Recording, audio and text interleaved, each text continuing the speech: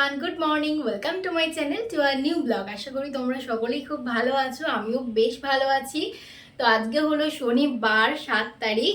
এখন ঘড়িতে বাজে সকাল 8টা। তো আমি ঘুম থেকে উঠে স্নান করে একদম রেডি হয়ে নিয়েছি, দেখতেই পাচ্ছ। শাড়ি পরে একটু সাজুগুজু করে নিয়েছি। সকলকে জানাই শুভ গণেশ চতুর্থীর অনেক অনেক অনেক শুভেচ্ছা। আমার বাড়িতে যেহেতু ছোট্ট একটা গণেশ আছে, তো তাই জন্যই ভাবলাম যে আমি নিজে হাতে যতটা পারবো জোগাড় করে একটুখানি ছোট্ট করে গণেশ পুজোর আয়োজন করব। তো যেই ভাবা সেই মতনই কাজ। আমি কিছুটা কাজ কালকে কমপ্লিট করে রেখেছি, আজকে ঘুম থেকে উঠে স্নান করে কিছুটা কাজ করেছি, আর বাদবাকিটা তোমাদের সাথে তো সবটুকু ব্লগেতে শেয়ার করব, তোমরা দেখতেই পাবে। চলো আজকের ব্লগটা এখান থেকে শুরু হচ্ছে, স্কিপ না করে দেখতে থাকো। স্নান সেরে এসেই আগে আমি ঠাকুরের জন্য পায়েসটা বসিয়ে দিয়েছি। দুধটা বেশ কিছুক্ষণ ফুটে গেছে, আর আমি গোবিন্দভোগ চালটাকে ভালো করে জল দিয়ে ধুই আর ঘি মাখিয়ে রেখে দিয়েছিলাম। এই চালটা এখন দুধে দিয়ে দেবো।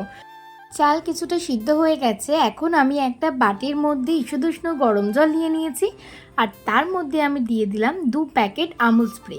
এই আমুল দুধ যদি পায়েসে দেওয়া হয় না, তাহলে পায়েসের টেস্ট বেশ ভালো হয়। তো তারপরে আমি একটু চিনি অ্যাড করলাম। এবারে আমি এর মধ্যে পরিমাণ মতো জ্যাগেরি পাউডার দিয়ে দিচ্ছি। গণেশ ঠাকুরের গুড় খুবই প্রিয়, তাই জন্যই আমি ভাবলাম পায়েসটা যদি গুড়ের বানানো যায়। এখন তো গুড় পাবো না, তাই আমি এই জ্যাগেরি পাউডার দিয়ে বানালাম। তো এই হচ্ছে আমার ঠাকুরের আসন।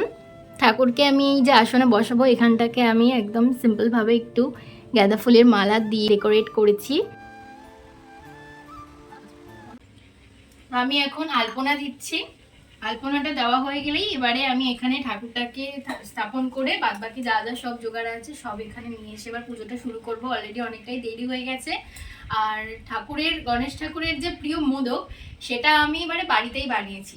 যদিও প্রথমবার বানালাম, যেহেতু প্রথমবার আমি নিজে হাতে গণেশ পুজো করছি, ওটা আমি গতকালকে স্নান করে উঠে সেটা আমি বানিয়ে অলরেডি রেখেছি। তো তোমরা এখন সেই রেসিপিটি দেখে নাও, ততক্ষণে আমি এদিকে সমস্ত কাজগুলো কমপ্লিট করে নিই।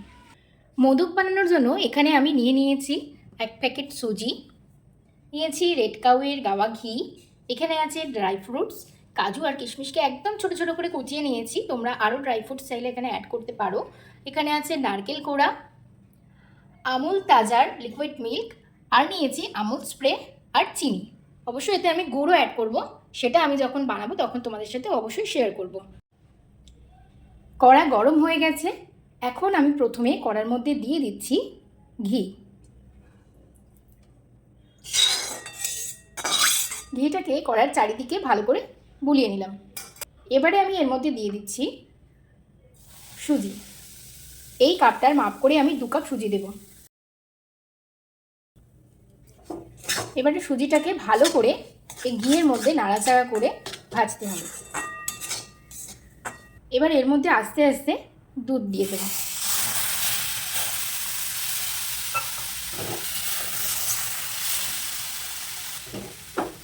এবারে আমি এই কোরানো নারকেলটা সুজির মধ্যে দিয়ে দেব, আর তার সাথেই দিয়ে দেবো এই কুচো করে রাখা ড্রাই ফ্রুটসগুলো। এগুলো সুজির সাথে খুব ভালো করে হালকা হাতে মিশিয়ে নিতে হবে। এবার আমি এর মধ্যে দিয়ে দিচ্ছি কয়েকটা থিতো করে রাখা এলাচ। এর গন্ধটা মোদকের মধ্যে ভীষণ ভালো লাগে। আর এবার আমি দিয়ে দিলাম পরিমাণ মতন জ্যাগেরি পাউডার।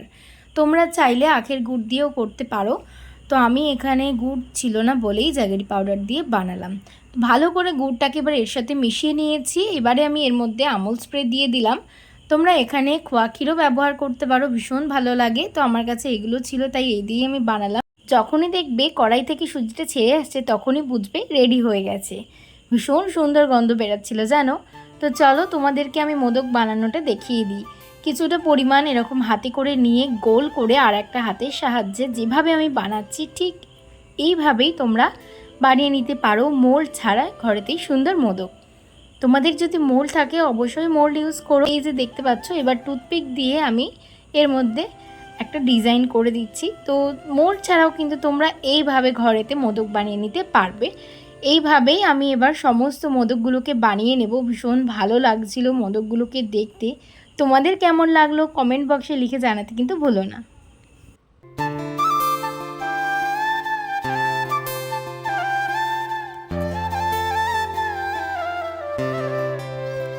দেখো আমার দেওয়া আলপনার ফাইনাল লুক। যেহেতু গণেশ পুজো তাই একটা গণেশের ছোট্ট ড্রয়িংও করেছি ওখানে।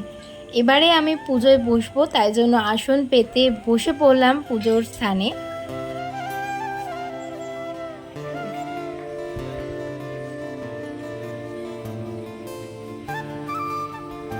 গণপতি বাপ্পা মোরিয়া, মঙ্গল মূর্তি মোরিয়া।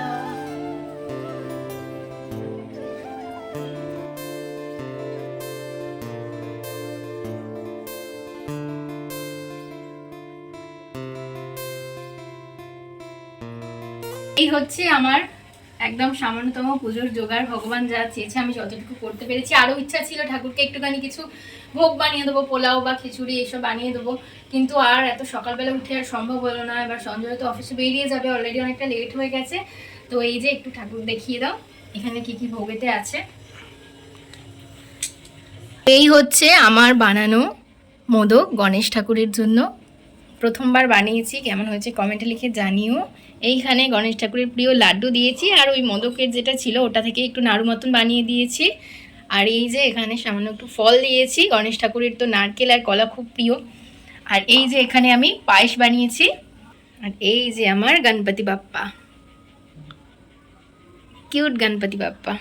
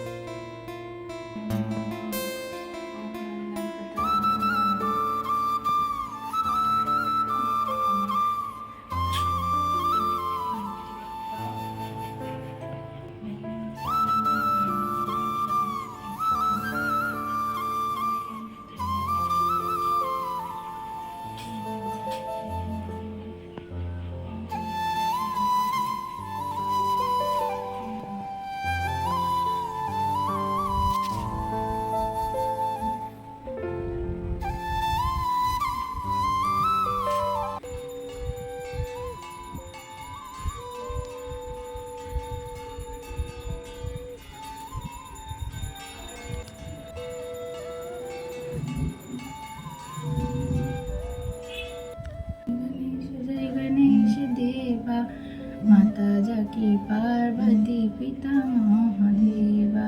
জয় গণপতি বাপ্পা, জয় গণপতি বাপ্পা। এইভাবে আমাদের সাথে থেকে ভগবান, আমরা যেন টুকটুক করে আমাদের স্বপ্ন পূরণ করতে পারি।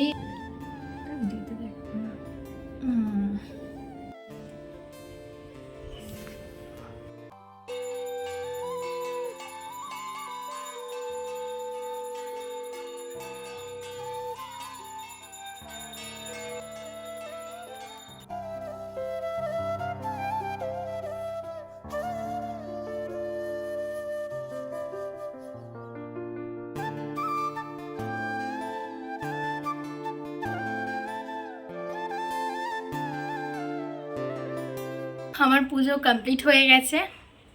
আমি নিজেই যতটা পেরেছি নিজে পুজো করেছি।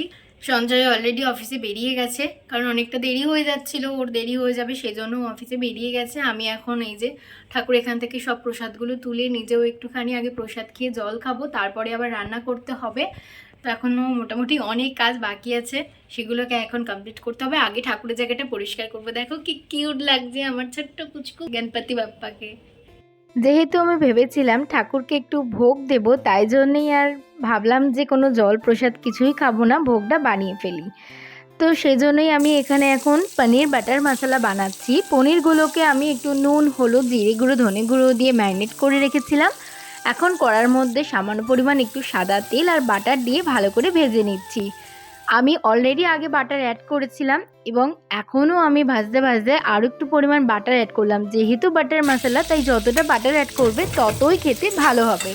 এবারে আমি পনিরের গ্রেভিটা রেডি করার জন্য বাটার দিয়ে ওর মধ্যে কিছু পরিমাণ টমেটো কুচি, আদা কুচি আর কাজু কিশমিশ দিয়ে ভালো করে নেড়েচেড়ে নিয়েছি। এবারে এটাকে পেস্ট করে নিলে গ্রেভি রেডি হয়ে যাবে। তো দেখো অলরেডি আমার গ্রেভি রেডি হয়ে গেছে। এবারে আমি এর মধ্যে ভাজা পনিরগুলো অ্যাড করে দিলাম। পনিরগুলো দিয়ে বেশ কিছুক্ষণ ভালো করে নাড়াচাড়া করতে হবে, তাহলেই রেডি হয়ে যাবে। এদিকে আমি পোলাওয়ের জন্য গোবিন্দভোগ চালটাকে খুব ভালো করে জল দিয়ে ধুয়ে নিচ্ছি। তারপর আমি পোলাওয়ের জন্য চালটাকেও ভালো করে ঘি আর হলুদ দিয়ে মাখিয়ে রেখে দেবো। তো দেখো এই যে এখন আমি ঘি দিয়ে দিলাম আর দিয়ে দিচ্ছি সামান্য পরিমাণ হলুদ গুঁড়ো আর আদা দিয়েছি। এতে না পোলাওয়ের টেস্টটা ভীষণ ভালো আসে। তো পনিরটা আমার রেডি হয়ে গেছে প্রায়। এর মধ্যে আমি দিয়ে দিলাম এখন বেশ কিছুটা দুধ, তোমরা চাইলে ক্রিমও অ্যাড করতে পারো, আর দিয়ে দিলাম লাস্টে ফিনিশিং টাচ বাটার। আর এই দেখো এদিকে আমার ঠাকুরের জন্য বাসন্তী পোলাও রেডি হয়ে গেছে। পনির তো আমার আগেই রেডি হয়ে গেছিলো, আর ঠাকুরের জন্য আমি আলাদা করে বাটিতে তুলে নিয়েছি। এবার শুধু ঠাকুরকে ভোগ দেওয়ার পালা। তো এখানে আমি ঠাকুরকে ভোগ দিয়ে দিয়েছি। এই হচ্ছে পোলাও, পনির বাটার মশলা, আর এটা তো পায়েস যেটা বানিয়েছিলাম সেটা। এই যে আমার গণপতি বাপ্পা, আর গণপতি বাপ্পার ভোগ। 2000 years later. এখন অবশেষে লাঞ্চ করতে বসেছি দুজনে। এই যে পোলাও আর পনির বাটার মশলা, একদম নিরামিষ খাবার। কেমন হয়েছে বলো? দারুণ হয়েছে। Thank you. সত্যি আমিও এইসবে খেলাম, মানে এত ভালো লাগছে, এটা নিরামিষ খাবার বলে বোঝা যাচ্ছে না। যত যাই হোক ঠাকুরের ভোগ মানে ঠাকুরের তো একটা লীলা থাকেই এর ওপরে। তারপরে বানিয়েছি কষ্ট করে, ঠাকুরের জন্য মুখ তুলে চেয়েছে, সত্যিই খুব ভালো খেতে হয়েছে।